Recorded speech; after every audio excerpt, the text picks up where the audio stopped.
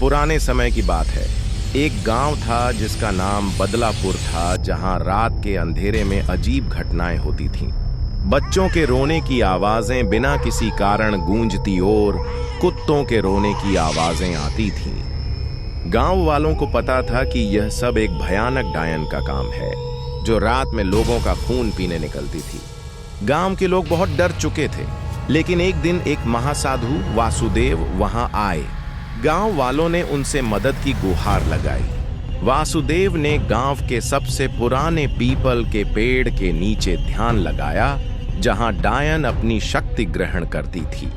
उन्होंने पूरे गांव के चारों ओर एक रक्षा वृत्त बना दिया और रात भर तांत्रिक यज्ञ किया। अब गांव डायन के प्रकोप से मुक्त हो गया था।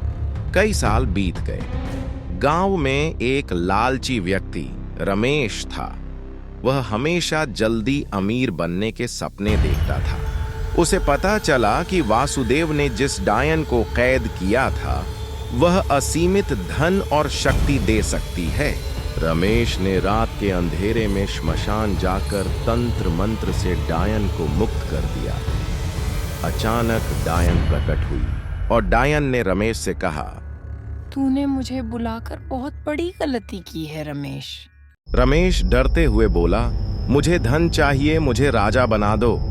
अगली ही रात रमेश के घर में सोने चांदी के ढेर लग गए। गांव वाले हैरान थे कि रमेश इतना अमीर कैसे बन गया।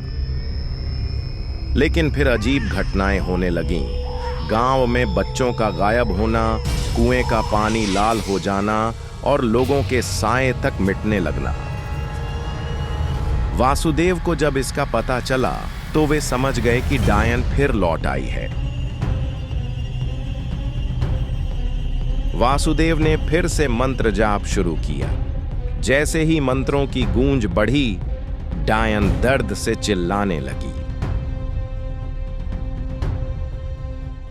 और डायन सीधे वासुदेव के पास आ गई और बोली, मुझे माफ कर दो, मैं कभी किसी को परेशान नहीं करूंगी और ये गांव छोड़कर कहीं दूर चली जाऊंगी।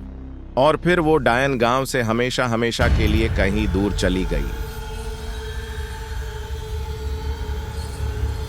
और फिर गांव में सब कुछ ठीक हो जाता है और रमेश भी अच्छे इंसान की जिंदगी जीने लगता है।